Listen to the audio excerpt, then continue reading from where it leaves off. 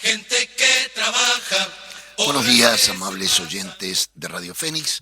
Estamos aquí como todos los martes de 10 a 11 de la mañana en el programa oficial de la Federación Uruguaya de Cooperativas de Vivienda por Ayuda Mutua, FUCBAN, Habitar el Pensamiento. Quien les habla, Gustavo González, su secretario general. Hoy conversaremos de varios temas que atañen a la realidad del movimiento cooperativo y popular, como siempre lo hacemos todos los martes. Un primer aspecto es felicitar a todas y todos los cooperativistas que concurrieron masivamente el pasado viernes a la movilización que tuvo lugar a las 18 horas. Nos concentramos en la Plaza del Entrevero para de allí salir por 18 de julio, tomar la calle Paraguay y luego llegar al Palacio Legislativo a través de Avenida La Valleja. Llegamos a la Plaza 1 de Mayo, hicimos un gran acto junto a los compañeros de FECOBI, hizo uso de la palabra el secretario general de FECOBI, quien les habla, Gustavo González. Bueno, en una plaza llena de gente, con una marcha muy importante de cuadras, como siempre bloqueados por los medios masivos de comunicación. Parecería que no existieran las movilizaciones de nuestra organización. Sí, para una senadora cuyo nombre no quiero recordar nunca, jamás en la vida, que vive acordándose de nosotros, tratando de vilipendiar a FUCBAN, de tratarnos de lo que quiera tratarnos. No le vamos a dar importancia, no le vamos a dar prensa a esta pobre señora, que vive con la persecuta de pelear contra el movimiento popular y tirar todo tipo de cosas. Se acordó hasta de mi madre en determinado momento, pero bueno, es la propaganda que nos hace por Twitter, porque ella en vez de laburar lo que hace es estar todo el día arriba del Twitter. Pero la movilización fue muy importante. Además, hemos dado un paso trascendental en un artículo que nos preocupaba mucho de la rendición de cuentas, como ustedes saben, el 304, que prácticamente bloqueaba la posibilidad de ser subsidiados a la permanencia las y los cooperativistas. Este artículo hizo reaccionar fuertemente a nuestra federación. Se realizaron plenarios en Montevideo de todas las ramas del cooperativismo y también de los departamentos del interior, masivamente, y bueno, el 29 de julio hicimos una movida muy importante saliendo del Ministerio de Vivienda hasta Plaza Libertad, y el viernes pasado hicimos esta nueva movilización. Pero aquí no quedaremos. ¿Por qué? Porque el artículo 304 pasó el primer tiempo, que fue la Cámara de Diputados. Ahora veremos qué pasa en el Senado. Creemos que nació muerto, ¿no? Con 17 votos en contra, un gran triunfo de FUCBAN, que ya dijimos tiene varias aristas. La primera es cómo se movilizó nuestra gente, la contundencia de nuestros planteos, la veracidad de lo que planteábamos, que lesionaba dos leyes fundamentales. Una que era la Ley Nacional de Vivienda, la madre, ¿no? Nacida en el año 68, y la otra la 19.588, que tiene que ver con la Ley de Subsidio a la Permanencia. Bueno, fuimos a las distintas comisiones parlamentarias de la Cámara de Diputados, y ahí logramos que tanto oposición como la coalición de gobierno votara en contra del artículo 304. Esperamos que no pase al Senado y que todo siga como está. Ayer tuvimos una reunión muy buena con el director de vivienda, el contador Cereta, con 4 cooperativas de vivienda que tuvieron algunas dificultades en obra, y bueno, fuimos muy bien atendidos. Esperamos que todo lo que allí discutimos pueda salir positivamente, porque bueno, eran situaciones que preocupan mucho a las familias que por distintos motivos tuvieron algunas dificultades en la obra.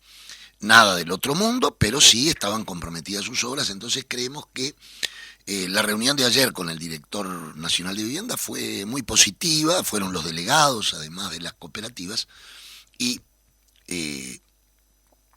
allí se trató de buscar soluciones, que es de lo que se trata la buena política, buscar soluciones para las grandes mayorías.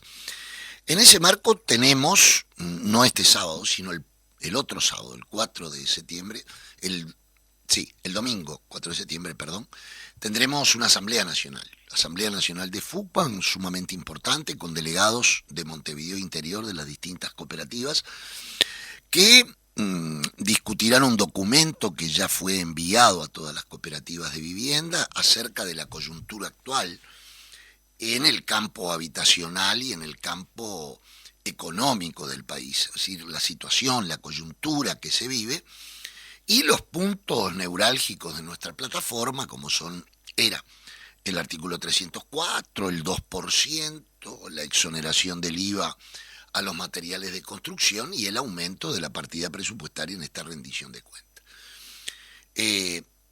Vamos a discutir sobre eso, lo hacemos justamente a principio de septiembre, porque todavía, para que se apruebe la rendición de cuentas, será a fin de septiembre. Todavía tenemos un mes, donde desde ya adelantamos que vamos a hacer una fuerte intervención urbana que denuncie el problema de la cartera de tierras a nivel nacional que necesitamos el 2 de octubre.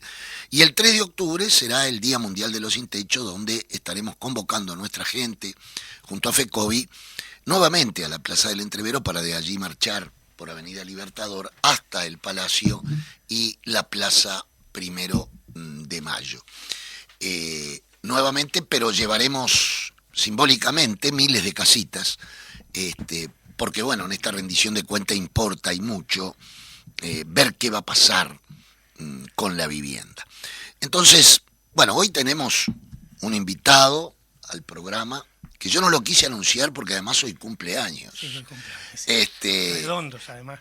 Ahí está, el senador y compañero Daniel Olesker, el cual te agradecemos mucho por haber venido en un día tan particular para ti y tu familia, obviamente, para conversar de vivienda, para conversar de la rendición de cuentas que se viene ahora en el Senado. Gracias por haber venido, Daniel. Bueno, no, gracias a ustedes. Ayer tuvimos una maratónica jornada de interpelación. Sí.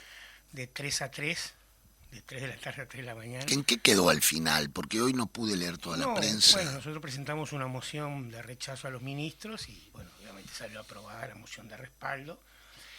Yo creo que vale la pena repasarlo, que la gente luego leer las actas es más difícil, pero por lo menos algunas intervenciones, porque es un escándalo, ¿no? Sí, o sea, todo se reducía a un problema administrativo de un decreto que había hecho Mujica, y que ahora, como dije yo, después de 906 días de gobierno, que se los conté, se dieron cuenta que tenían un problema y lo van a cambiar, digamos, ¿no? Pero, bueno, además, grandes contradicciones. Heber dijo que sabía desde siempre, pero no podía decirlo por razones de la inteligencia, que este hombre era un narco, y Bustillo dijo que en realidad en noviembre, cuando salió el pasaporte, recién él se enteró en marzo que era un narco. Parece que el servicio de comunicación, los que trabajan en comunicación de la Cancillería, no le dijeron que en octubre, cuando lo apresaron, el titular de los diarios fue narcotraficante uruguayo apresado con pasaporte falso en Dubái, ¿no? Increíble. Bueno, nada, un desastre. Pero bueno, creo que hubo un par de intervenciones, la propia interpelación de Vergara, pero las intervenciones de Cayán y Sánchez fueron dos intervenciones que desnudaron el problema, digamos. Y bueno, ahí estuvimos. Muy bien. Daniel, entró la rendición de cuentas a Senado, ¿no es cierto? Entró al Senado, entró ayer formalmente, o sea que a partir de ayer teníamos 45 días para discutirla, pero como estaba la interpelación, el feriado del 25, y además la ministra está en la ministra de Economía está en Estados Unidos, bueno, no sé si todos los oyentes saben, pero ella tiene una hija con temas de salud y fue a operarse a Estados Unidos, y el lunes 29 no estaba en el país, quedó la primera sesión para el miércoles 31, o sea que en realidad se achican 2 días, digamos, los días que se van a discutir. Luego hay comisión hasta la última semana que va al plenario. Yo te escuchaba ahora cuando venía a decir lo del 304, igual que lo de la ley de medios, e igual que lo del Fondo de Solidaridad, eh, para volver tendrían que plantearlo. Bueno, en el caso del Fondo de Solidaridad para la Universidad, ni siquiera lo pueden plantear los legisladores porque una medida de esas tiene iniciativa del Poder Ejecutivo. Claro. Y en las rendiciones de cuentas no hay mensajes complementarios, a diferencia del presupuesto, ¿no? Yo creo que es difícil que vuelva porque fue votado muy masivamente en contra, ¿no? Pero hay que estar alerta, como tú decís, y estamos frente a una rendición de cuentas muy muy restrictiva, digamos, ¿no? Perdón, antes que eso, en esa alerta sería bueno, porque hay muchos cooperativistas escuchando, es decir, el artículo se votó negativamente, con todos votos en contra, el artículo 304, Sí. va igual al Senado. ¿O no? Esa es la gran ¿Sabes duda, qué? porque hay algunos legisladores que nos han dicho, no, yo no creo que vaya. Y otros que dicen, sí, puede ir, pero nació muerto, No, digamos. para mí no va, porque si se votó negativo, en la versión final desaparece. Bien, Lo que yo digo es que podrían, así como Paganini anunció, el ministro de Industria, que el artículo de derogación de la ley de medios lo va a volver ajá. a insistir. Claro, un senador puede ponerlo de vuelta. Una banca podría, que no es el caso del Fondo de Solidaridad que requiere iniciativa del Poder Ejecutivo. Pero para mí no va, porque lo que va es lo que se aprobó. Perfecto. O sea, eso te diría, primera vez que yo estoy en el legislativo, pero estoy 99% seguro que sí, que es así. Lo que va es lo que se aprobó. Bien, Después hay aditivos y sustitutivos miles. Bueno, la diputada fue una vergüenza, ¿no? Prácticamente decían los compañeros que están en Hacienda, Gonzalo Sibila particularmente, y Valdomir, y Betiana, que fueron los que yo conversé para armar cómo llegó al Senado, dicen que casi tercera parte de artículos fueron cambiados de la versión original. Es decir, ya se estaba empezando a votar en comisión y seguían llegando aditivos. Eso lo hicieron también en la LUC, lo hicieron en el presupuesto, y eso va a pasar en el Senado, pero mi impresión es que no creo que pase en este tema. No bien. no creo que pase en este tema. Creo que, como vos decías, ya cuando venía, creo que hubo una lucha de fútbol muy importante, de fútbol y en general también de otras cooperativas de vivienda muy importante, y y además como el reconocimiento para sacarlo fue de que había un problema de redacción y que esa no era la intención y demás, parece difícil que vuelva, pero repito, hay que estar Claro. alerta. Eso lo sabremos a mitad de camino, digamos, cuando todavía no tenemos el cronograma, pero cuando venga la ministra de Vivienda, si hubiera alguna intención de ponerlo, es ahí el momento, ¿no? Perfecto. Daniel, una mirada global sobre la rendición de cuentas de lo que pasó en diputados, que ya lo sabemos, y lo que pasa ahora a Sí, yo debatirse creo en que el la primera Senado. mirada, toda rendición de cuentas tiene como dos componentes, tres componentes. Un componente cuantitativo de lo que se rinde cuentas, un componente cuantitativo de lo que se propone para adelante, porque las rendiciones de cuentas en Uruguay, a pesar que el presupuesto es quinquenal, tienen marco legal para modificar los años que vienen, y un componente cualitativo en la que estaba el 304, digamos, y otros artículos que ahora voy a comentar.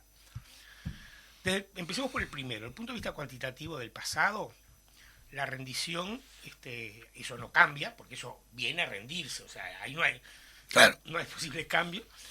Ahí lo principal es que tanto en el 20 como en el 21, que es el que se rinde, hubo una reducción de gasto público muy importante, digamos, ¿no?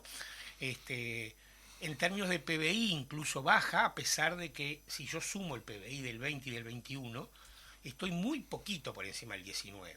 ¿Ah? Cuando lo sumo anual, esto es un tema que no es sencillo explicar, pero ¿por qué estamos ya en el nivel del 19? Porque en el final del 21 pegamos un salto en términos de producto. Pero a pesar de que el producto del 21 es más o menos el del 19, el gasto sobre el producto cayó. Y obviamente ni hablar del gasto en valores absolutos. Hay una cuenta que es la comentamos un día, que hay una cuenta que es muy sencilla de hacer. Es decir, yo tengo el presupuesto de 2019. Tomo, ajustado por inflación, ese presupuesto en el 20. y tomo ajustado por inflación ese presupuesto en el 21 y lo sumo. Eso es lo que se hubiera gastado si nada hubiera cambiado. Si se hubiera preservado lo del El poder de 2019. compra del 2019, sumado el 20 y el 21. Obviamente lo del 20 se duplica, porque si yo lo perdí el 20 y después el 21 no lo recupero, se vuelve a perder en relación al 19, Claro, ¿se entiende? claro. Bueno, la suma de esos dos, cuando lo mido en el presupuesto global, son 450 millones de dólares. ¿No? O sea, es un ahorro muy, muy real. Del 19 al 21. Perdón. Sí. Claro, o sea, la caja del 21 Tuvo 450 millones de dólares menos entre el 20 y el 21, entre el 20 y el 21 respecto al 19. frente al 19. ¿Ah? Perdón, Sí. voy a apagarlo. O sea que eso importa, digamos, para tener claramente establecido, digamos, cuál fue el ajuste, la rebaja de gasto. La rebaja global del gasto. Ahí está. Entonces, ¿cómo se expresa eso en rubros?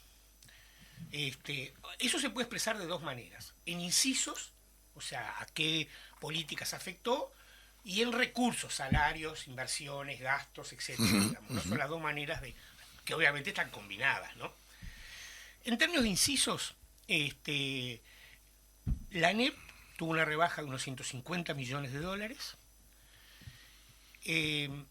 Vivienda 50, solo el Fonavi 37. El resto es otros rubros de vivienda. O sea, depende, si lo mirás por Ministerio de Vivienda y Ordenamiento Territorial, descontado ambiente, porque en el 19 Sí. ambiente estaba en el Sí, sí. FONVA y no está acá, o sea, si yo lo saco para la comparación, son 50 millones. De esos 37, casi 38, es rebaja efectiva del Fondo Nacional de Vivienda. Después hay otras rebajas en otras áreas del Ministerio, donde pesan mucho los temas de los sueldos, digamos, ¿no? Sí, salarios de los funcionarios, Funcionarios. algunos cambios administrativos, en Sí, fin. Pero casi 40 millones de solo en el dólares Fondo Nacional solo en el Fondo Nacional de Fondo Vivienda, hay menos que en el 19. menos que en el 19. Hace 70, la UDELAR casi 40, o sea, casi 37, casi 40. Otro que no se dice mucho, yo lo voy a insistir, bueno, el diputado lo insistieron, pero yo lo insistí mucho, que es el Poder Judicial, 45 millones de dólares. Bueno, y ahí si sumás, llegás que entre los rubros sociales y el Poder Judicial tenés casi el 80%, el 85%. El resto son los otros incisos, como sus salarios bajaron bajo el presupuesto, digamos, ¿no? Pero en términos de impacto fuerte son ANEP, UDELAR, Fonavi, Poder Judicial, ACE e INAU, me olvidé, 30 millones de dólares el INAU. Que dicho sea de paso, acá vamos a hablar de vivienda, pero devolvió 17 millones de dólares a rentas generales el otro día.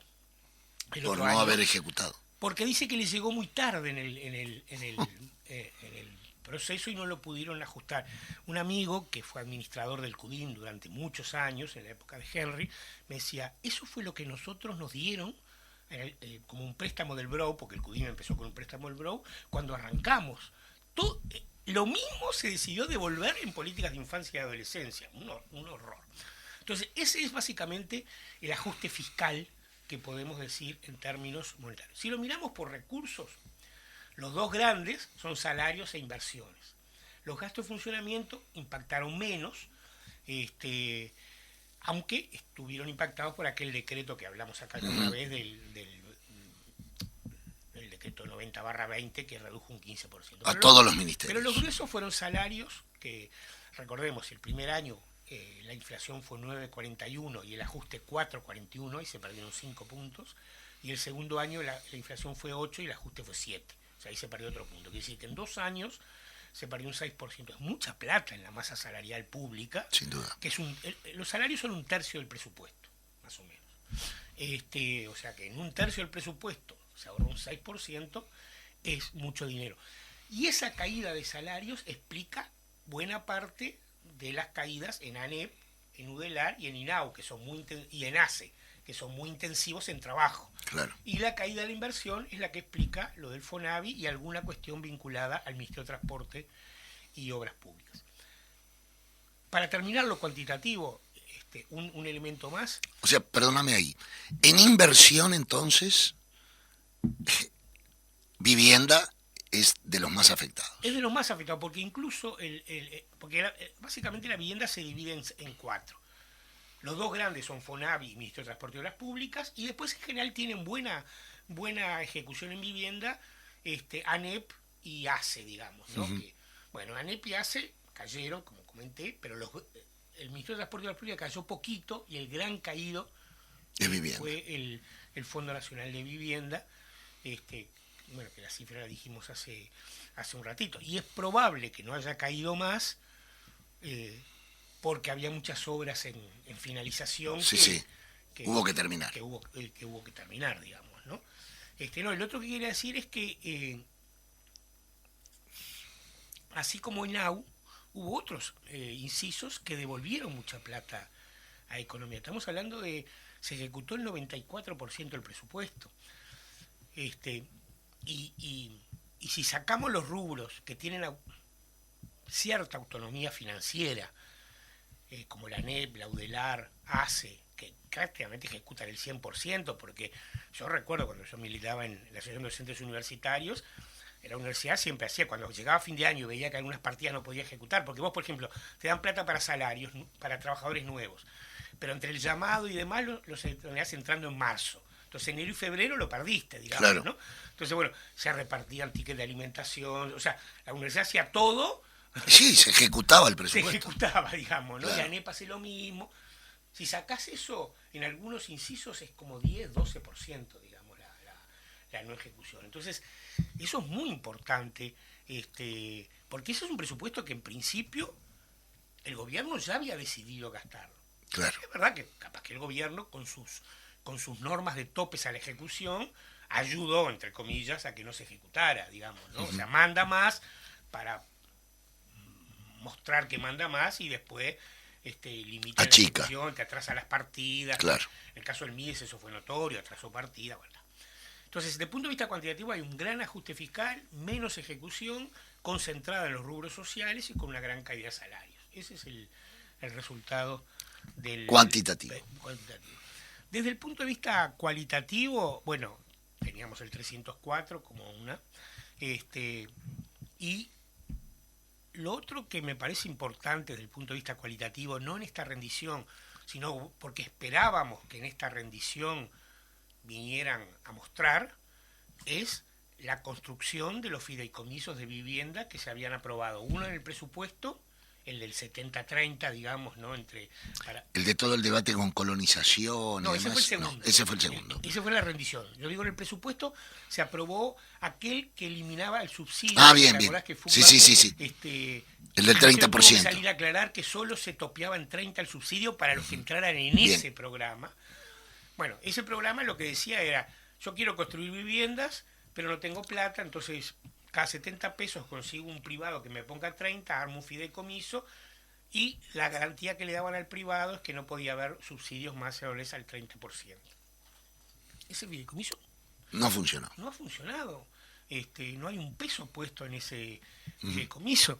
Si uno mira la calle, básicamente de vuelta, las nuevas construcciones están vinculadas a la ley de vivienda de interés promovido y no tanto a sistema público. Cada tanto son diferentes porque además los colores de los carteles son diferentes, ¿no?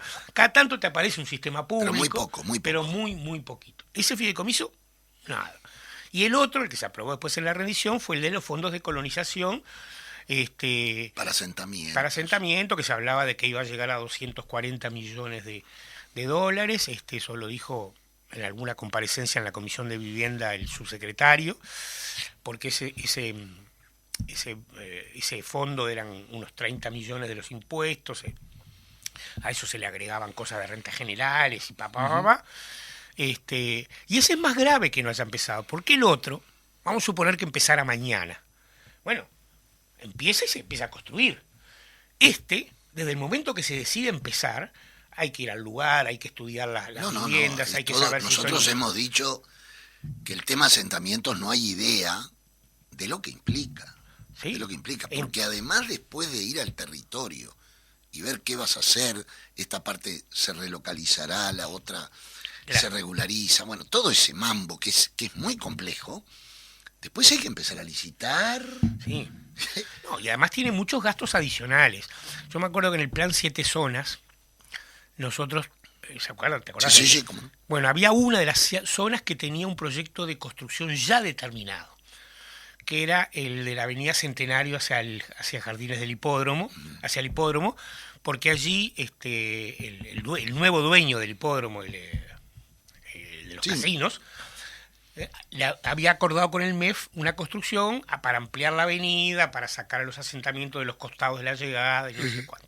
Y ese se hizo, como voy a pasar, se hizo.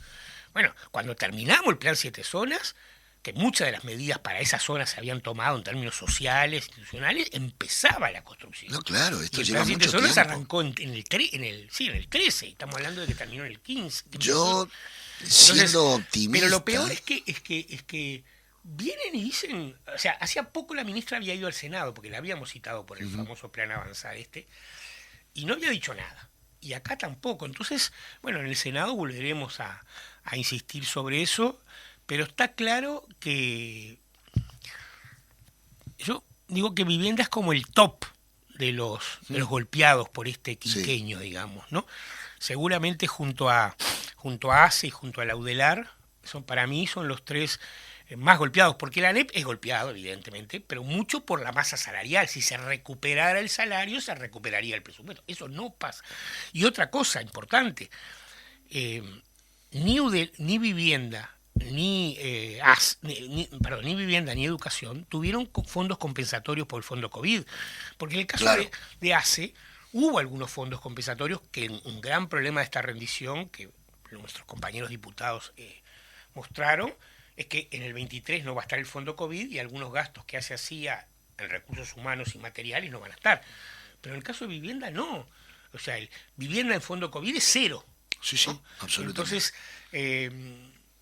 la perspectiva, ahora voy a la parte de para adelante, la perspectiva es muy incierta, digamos, ¿no? O sea, el único el presupuesto que va a haber es el que el presupuesto quinquenal definió, que era muy a la baja, con los ajustes legales correspondientes y con la incertidumbre sobre los topes de ejecución, ¿no?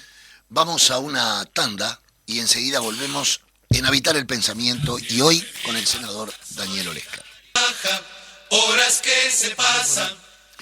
Bueno, continuamos en Habitar el Pensamiento, programa oficial de FUBAN con Daniel Olesker. Hemos conversado en la primera media hora del programa en el tema rendición de cuenta, pero obviamente rendición de cuenta abarca mucho. Y en vivienda, lo que destacábamos como resumen central de la primera media hora es que estamos en menos 39 millones de dólares, casi 40. Esa es la cifra que se rebajó de la partida del 2019 Sí. a vivienda. Entonces, llega al Senado, bueno, hablamos de lo cuantitativo, que era eso, en lo cualitativo estaba Daniel planteando que en diputados se habían logrado algunas cosas cualitativas, como es el caso del artículo 304, y en Senado, ¿cómo viene? Bueno, en Senado, en principio, lo que la legislatura puede hacer es redistribuir recursos, digamos, ¿no? Yo creo que los cualitativos sacados, para empezar por ahí, es difícil que vuelvan. Bien. Pero no, como te escuchaba decir cuando venía, no lo podemos asegurar. Hay que estar alerta sobre ello. Pero en principio, más allá que Paganini ha anunciado que quiere volver con la ley de medios, ellos ya lograron el objetivo. Desde el punto de vista de clase, obviamente el gobierno quiere sacar la ley de medios porque no le gusta, pero desde el punto de vista de clase el objetivo central era el 56, claro, que era la posibilidad de que los cables de Montevideo, los cables que puedan dar internet. Y además Paganini, yo le escuché el otro día decir que hay que hacer una interpretación laxa de ese nuevo artículo y DirecTV, que no está incluida, está excluido además, ¿no? Porque no es cable, es el sí, otro, sí, ¿no? No va por cable, va por antena. Sí. También podría estar incluido, ¿no? Digamos, ¿no? Porque parece que en en el gremio de los cableros, porque ellos dijeron que esto era porque el interior, porque Sí. pero lo cierto es que todos pueden. No creo que vuelva, el 304 tampoco creo que vuelva.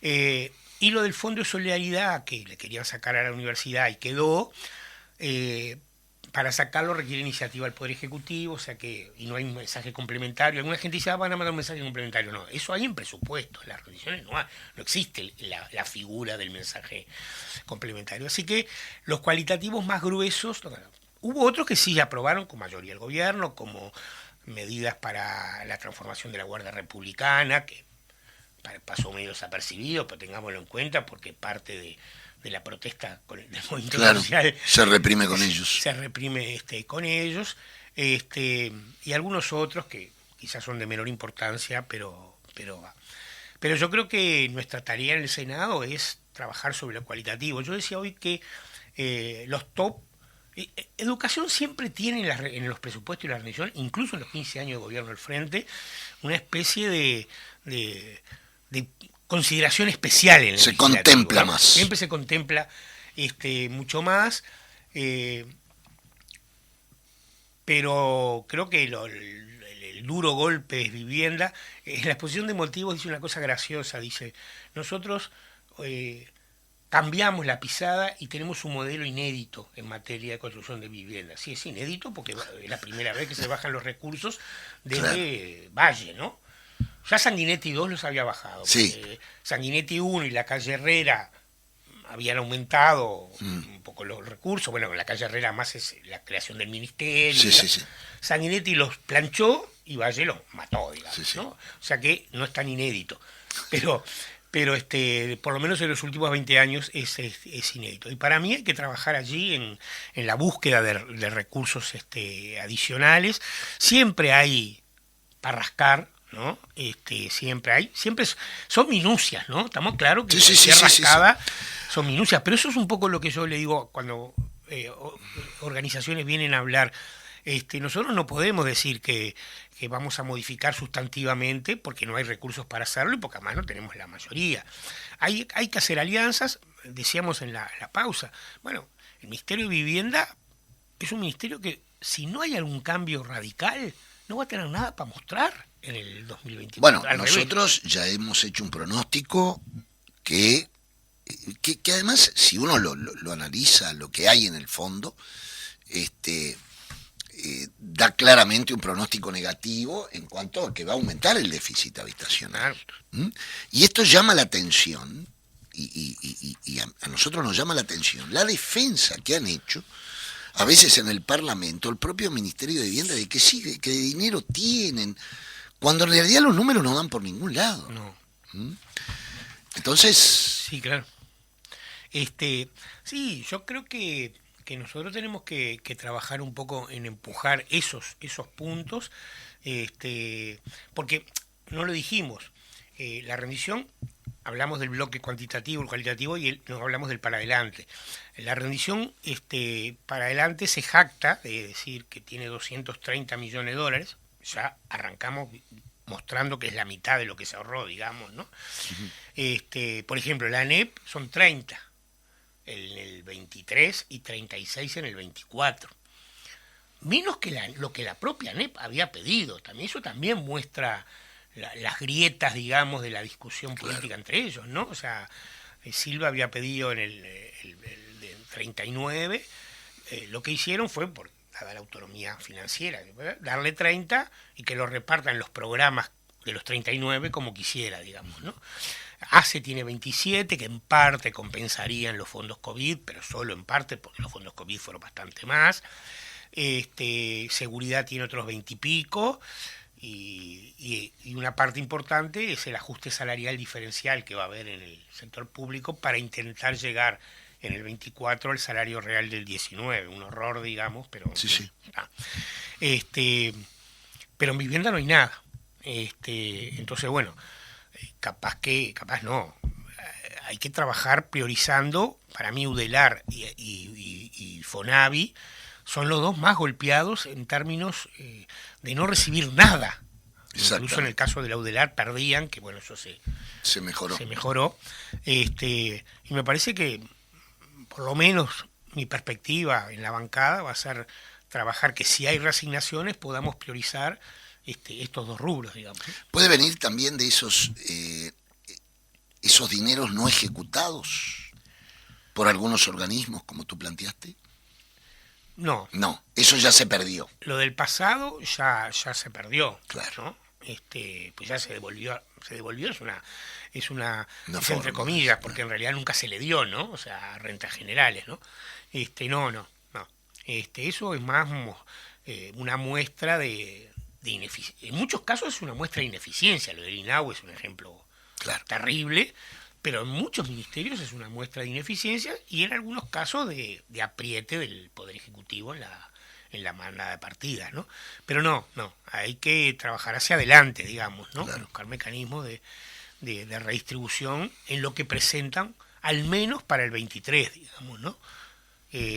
Y eventualmente para el 24, aunque ahí hay la mayor parte de las partidas incrementales están en el 24, ¿no? Y sí, año electoral. No es casualidad, ¿no? Por ejemplo, una cosa media insólita, aumenta mucho la partida para ollas populares que el gobierno va a dar en el 23 y también aumenta en el 24. Bueno, eso porque saben que en el 24... Eso tiene dos lecturas, una electoral del 24 y la otra... que van a seguir de que las van a ollas. seguir las ollas populares en el O 24, ¿no? van a aumentar, lo que sería peor, digamos, ¿no? Entonces, bueno, me parece que esa es un poco la lógica, ¿no? Sabiendo que los aumentos presupuestales del 23 y el 24 básicamente lo que hacen es abrir licitaciones para cosas que se van a dar después, digamos, ¿no? Pero la sensación es que Vivienda ha sido un gran contribuyente a la reducción del déficit fiscal, un gran contribuyente. Y además porque en salarios y en inversión es donde es más fácil. Es difícil que yo empiece a restringir tal gasto, ¿no? Entonces yo hago un ajuste salarial por debajo de la inflación y eso me influye ese año y aunque dé aumento el siguiente, me influye en el siguiente porque la base de partida es menor. Y en vivienda es lo mismo, porque lo que saca un año, no, bueno, por lo que decíamos hoy, no va el otro, ¿no? Entonces, yo creo que el déficit habitacional va a aumentar, no hay lugar a duda. Y como además otros programas, el único programa que aumentó sustantivamente en el 21 respecto al 20 es el programa de viviendas para jubilados. Ese aumentó. Probablemente sea porque venía muy tapado. Aumentó. Pero soluciones habitacionales cayó más que la media de vivienda. Soluciones habitacionales nuevas. Sí. Cayó más que la media de vivienda. El viejo PIAI, el PMDB, cayó. El Juntos quedó más o menos igual y el programa de jubilados aumentó. O sea que efectivamente hay un quiebre hacia los programas que son dentro del FONAVI, soluciones habitacionales nuevas, debe ser el 70-75%. Claro. Estamos hablando del 90% del presupuesto del ministerio, del cual el 70% son nuevas viviendas y ese bajó de manera sustantiva. Entonces nuestro trabajo será poder armarlo. Y ahí yo creo que, bueno, no solo por estar en este programa, sino por valer reconocer que FUCBAN está teniendo una actitud muy movilizada, que uno esperaría más de toda la sociedad, ¿no? O sea, sí, la verdad. Porque ya pasó, digamos, la pandemia. Nosotros trabajamos mucho las rendiciones de cuentas de los años 90, las que eran de gasto cero, sobre todo en Sanguinetti 2 y en Valle, digamos, ¿no? Pero también en la calle Herrera, y eran rendiciones que se discutían con mucha movilización en el entorno del Palacio. Y eso influye mucho en la discusión. Eso nos llamó la atención a nosotros, ¿sabes? Nosotros hubiéramos esperado estar más acompañados en esto, no en vivienda, digo en términos generales, en la rendición de cuenta. Bueno, nosotros sí vamos a seguir, ahora tenemos una Asamblea Nacional donde discutiremos los pasos a seguir, donde va a haber una campaña propagandística importante, se nos viene el Día Mundial de los Sin Techo, donde vamos a hacer una movida grande alrededor del Palacio. La rendición se vota a última fecha.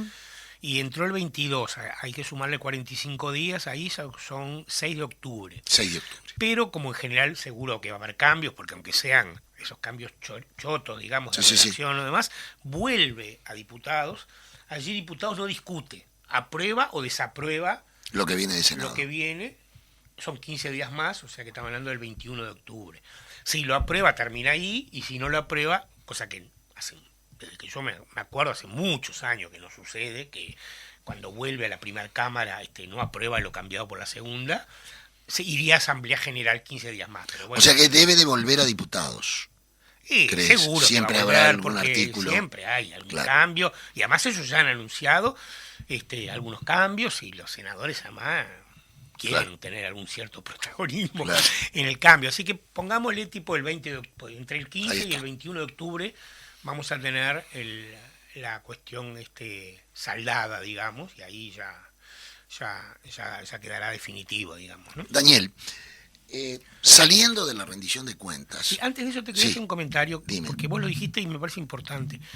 Yo creo que también tenemos que empezar a trabajar ya, terminada la rendición de cuentas, tenemos que empezar a trabajar ya en el balance del quinquenio, digamos, ¿no? Porque con la inversión de vivienda que salga de esta rendición, vamos a saber cuándo Vamos se va a poder invertir en el pronosticar. 23 y vamos a ver cuándo se va a invertir en el 24. Por más que después en la rendición del 23 le pueden hacer algún cambio al 24, va a ser menor lo que ya no se define ahora.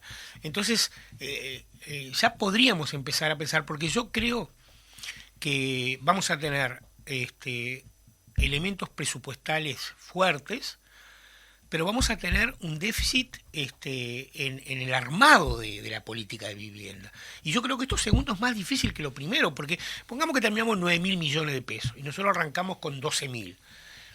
Si hay plata, que no es el país no está en la situación crítica del 2005, capaz que en 2 años volvés a los 12.000. claro. Digo, y en ANEP, capaz en ACE, que eran 1.100 millones, capaz que te bajan a 900, volvés a 1.100. Pero cuando se desarma la estructura institucional, se desarman los llamados a sorteos, se desarman los equipos técnicos, eso va a costar más. Y Claro, me o sea, parece la que parte hay que trabajar en eso, porque esa va a ser una de las herencias principales para quien gane en el año 24. Sí, inclusive va a haber otro problema que está en relación directa con eso que tú planteas, de que si vos te pones a pensar desde que está esta administración la cantidad de nuevos programas que iban a hacerse y que no se hicieron, pero sin embargo se vendieron, y que hay gente que cree que existen. O sea, claro. Madera. ¿Eh? Madera. Madera, por ejemplo, ¿no? Es decir, bueno, nuevas tecnologías, ¿no? Lo mismo. Asentamientos irregulares, lo mismo. Entonces, cuando vos vas a ver el resultado final, es el que va a desenmascarar tanto en la parte de desarmado, desarticulación del aspecto de vivienda, como también en lo económico. Entonces sí, claro, yo pienso que nosotros el año que viene estamos en condiciones de hacer un pronóstico objetivo y real de lo que van a deparar estos 5 años. Daniel, quería aprovecharte para lo siguiente. Como economista, tu perspectiva país, ya no sobre vivienda creo que hemos hablado lo suficiente, que ha quedado claro que en la rendición de cuentas existe una posibilidad de que se pueda sumar algún peso más a la partida presupuestaria de vivienda en la medida que haya. No va a ser fácil, también hay que decirlo, pero bueno, no hay peor trámite que el que no se hace, ni peor lucha que la que no se genera, ¿no? Nosotros vamos a estar en esa. Pero entonces, tu perspectiva sobre hacia dónde va el país. A mí me preocupan algunas cosas como, por ejemplo, esto de que se le ha planteado a los trabajadores del turismo, de la parte, ¿no?, que van a recuperar el salario en 2026. Yo no recuerdo que un gobierno se animara a plantear cosas así. Pero ahora no solo que se anima, sino que pasa y no pasa nada. Sí, bueno, sobre la perspectiva país, sobre la perspectiva país, punto 1. Yo creo que la economía está creciendo. Después se puede discutir si está más que el 2019 y si está más que otros países, pero objetivamente la economía está creciendo. Yo creo que va a terminar los 5 años con un 10% de crecimiento, lo cual es bastante si tenemos en cuenta que el primer año se cayó 6. Quiere decir que en 4 años Van a crecer 16, ¿no? No, No es tan así la cuenta, porque, pero está, claro. más o menos así. ¿Dónde está? Bueno, cuando uno mira ese crecimiento, encuentra, el caso más paradigmático es el sector industrial manufacturero, donde está creciendo mucho y están cayendo los salarios y las horas trabajadas. Entonces alguien podría decir, está aumentando la productividad, ¿no? Porque si yo produzco 15% más con menos gente y además con una masa salarial más chica, ya sea por el lado de los salarios como por el lado de los ocupados, sí, bueno, puede ser que esté creciendo la productividad, pero la productividad está creciendo en base a la caída de los salarios. Es más plusvalía absoluta que relativa, por decirlo Claro. en términos conceptuales. Entonces, me parece que hay un crecimiento económico que no tiene reflejo en los salarios y que tiene un reflejo en el empleo que está sustentado en bajos salarios, en una carga horaria más baja que lo normal, o sea, un poco de subempleo, no precariedad, la informalidad está cayendo, ¿eh? Pero es lógico que esté cayendo, porque si yo tengo un ministerio que no controla las condiciones de trabajo y un salario más bajo, ¿por qué no voy a formalizar? Claro. ¿Por qué voy a arriesgarme a la informalidad si la formalidad me da igual lo mismo que la informalidad? O sea, peores condiciones de trabajo, peores salarios, y lo otro que está pasando, que bueno, no hay todavía cifras muy definitivas, pero está pasando, es una cierta pérdida de capital en las pequeñas y medianas empresas, digamos, ¿no? Porque no venden, porque se endeudaron, porque el gobierno en la pandemia dio poco a las pequeñas y medianas empresas, pero les abrió una línea de crédito muy importante, a través de la asociación, a través de la ANDE, la Agencia Nacional de Desarrollo, Que los endeuda. y probablemente muchas, bueno, los informes de rendición de cuentas muestran que ese fondo de garantía fue usado, digamos, ¿no? El gobierno lo que le daba no era la plata, ¿no? Le daba un fondo de garantía para que vaya al BROW, pida un préstamo y el gobierno daba la garantía. Entonces, va a haber mayor endeudamiento, o sea que va a haber un proceso de cierta concentración, capital-trabajo y al interior del sector capital.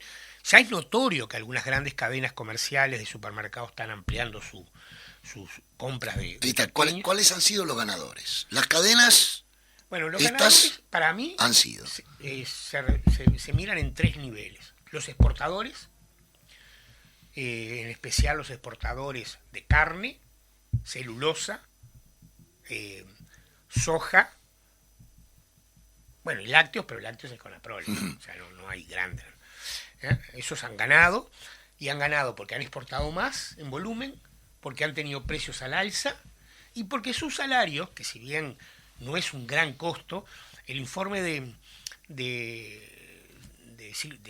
Uruguay 21 dice que más o menos los salarios son el 20% del costo de producción de una empresa exportadora. Hay un índice muy interesante que se hace en el 2005 y que yo la verdad que nunca me había acordado que se hacía, que es el índice de la ganancia de las empresas exportadoras. Y ese está en el máximo histórico desde que se creó en el 2005. Bueno, o sea, hicieron una fiesta en el campo de golf, por motivo de eso. O sea, y ese informe dice que los salarios son entre un 15 y un 20% del costo, o sea que también influyeron, por más que no influyen decididamente. Ese es un primer sector exportador. Creo que hay un segundo sector en el terreno industrial, que son las grandes cadenas industriales, sobre todo las vinculadas a la exportación, o sea, repito lo primero, pero también otras que trabajan para el mercado interno. Y tercero, las grandes cadenas comerciales, digamos, ¿no? No solo los supermercados, también me refiero a empresas que han expandido sus negocios en el área de medicamentos, como las cadenas PharmaShop y PharmaGlobal, y otros. Y cuarto, ¿no? Los grandes constructores inmobiliarios. La industria de la construcción. ¿no? Entonces me parece que es lo común a todos, que son los segmentos de capital concentrado de cada una de las ramas: construcción, comercio, industria y agro, digamos, ¿no? Agroexportador, digamos, ¿no? Esos creo que son los grandes ganadores, y ganaron a costa del salario, a costa de los empresarios más chicos, ¿no? Y a costa de exoneraciones importantes. Y a costa de exoneraciones importantes, en algunos casos, no en todos, en algunos casos, el caso de la construcción sí es evidente, pero en otros casos. Me parece que ahí están los grandes ganadores. Y entonces, cuando vos llegues al final del quinquenio con 110, ¿no? 100 que tenía, 100 de base, ¿no? Más 10% de crecimiento, llegues con 110, va a haber sectores que van a estar en 120, 125, 130, Claro. 150. Los salarios van a estar en 100, repito, en el mejor de los casos, pero yo creo que más, menos, capaz que no todos los trabajadores, los del 26 seguro que no, porque ellos van a Claro. llegar a 100 en el 26, pero la mayoría, digamos, probablemente lleguen a 100, pero el producto está en 110 y las ganancias empresariales 120, 130. Mucho 140. más. O sea, hay un gran proceso de concentración. Y el otro gran perdedor es el Estado, digamos, ¿no? O sea, porque el Estado, perdedor en el sentido de captación de recursos, ¿no? Claro. Cuando el Frente dejó el gobierno andaba en 29% el producto. El presupuesto lo llevaba a 24%. Probablemente las peripecias del fondo COVID, donde no pusieron mucha plata, pero algo pusieron, haga que quizás no lleguen a 24, pero llegarán a 25, 26. 3 puntos del producto, en términos de un producto que va a ser 10% más grande, es mucha plata que el Estado va a dejar de gastar. percibir. Entonces, en una economía en que el ingreso se reparte entre trabajadores, capitalistas y Estado, estas dos puntas van a perder participación en el producto final. Y va a ganar el capital. Va a ganar el capital. Muy bien, Daniel, te agradecemos mucho esta charla que fue muy pedagógica en términos tanto de la rendición de cuentas como esta última parte sobre ganadores y perdedores, lamentablemente. Esperemos que en la rendición de cuentas nosotros cumplamos un rol, que es la de la movilización y la propuesta como organizaciones sociales. Tú y los demás senadores que traten de ver las posibilidades reales de por lo menos incrementar algo que no va a ser nada del otro mundo y que además, yo insisto, el pronóstico en vivienda es muy delicado. Cuando decimos nosotros que está en emergencia, realmente está en emergencia porque además no son los próximos 2 años, ya son los próximos 3 o 4, porque sea cual sea el nuevo gobierno, bueno, es reempezar, reacomodar, ver. Entonces, esto se va a sentir fuertemente. Entonces, nos vemos el próximo martes a las 10 de la mañana nuevamente en Habitar el Pensamiento. Los invitamos a todas y todos los delegados a participar activamente en la Asamblea Nacional que se llevará a cabo en la cooperativa COVID-9, en Propios y Petain, el 4 de septiembre, donde discutiremos análisis de coyuntura, problemática en cada uno de la plataforma y perspectivas, no solamente de fútbol, sino también de una herramienta que estamos reconstruyendo y que es fundamental, como es la intersocial, junto al movimiento sindical, al movimiento estudiantil y a ONASPU y demás organizaciones cuando se amplíe en la mesa nacional. Nos vemos el próximo martes, 10 de la mañana en Habitar el Pensamiento. Gracias. Un gusto.